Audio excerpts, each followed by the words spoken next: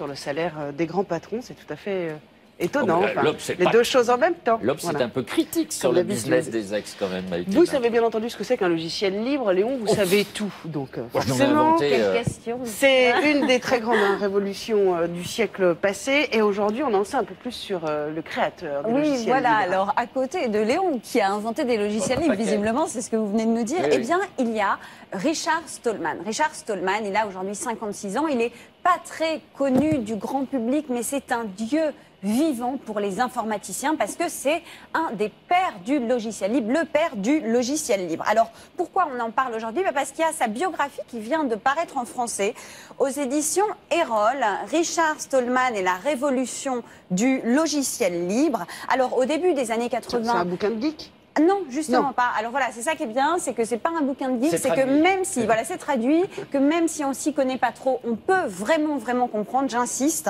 Et donc, en fait, alors Stallman, au début des années 80, a créé la Fondation pour le logiciel libre. Il est à l'origine du projet GNU et juste un petit rappel.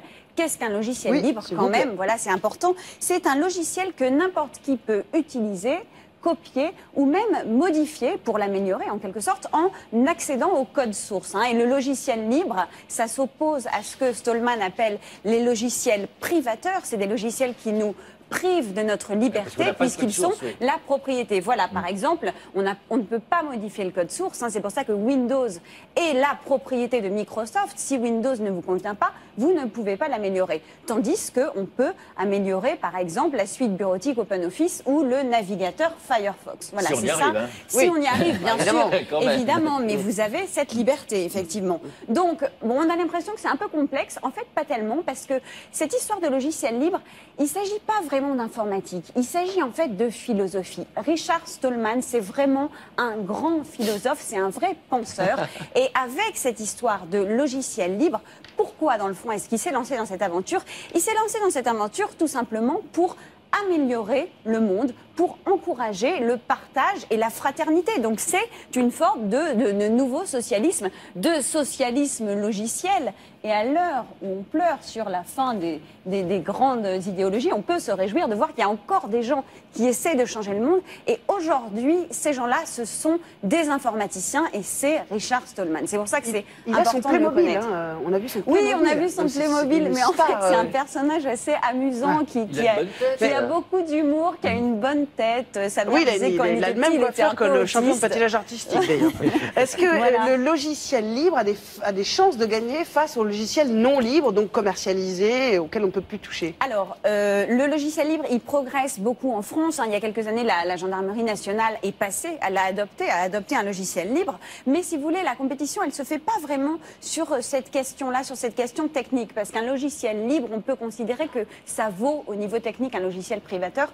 En fait, la compétition, elle se fait vraiment dans nos têtes. Le libre, il pourra gagner le jour où, d'après Stallman, on aura, nous, envie de nous libérer et puis de ne pas être soumis à la machine. Parce qu'il explique que quand on utilise un logiciel comme Windows, on ne peut pas le modifier s'il ne nous va pas. Et donc, on est esclave de la machine. C'est un peu, donc, Stallman, c'est un peu le Luke Skywalker de l'informatique. Il faut qu'on se libère des machines. Et c'est ce jour-là que le libre pourra gagner. Est-ce que libre, ça veut dire gratuit, Emmanuel? Alors, non, libre ne veut pas forcément dire gratuit. Il y a des logiciels libres qui ne sont pas gratuits. Donc, il faut faire attention à cette confusion.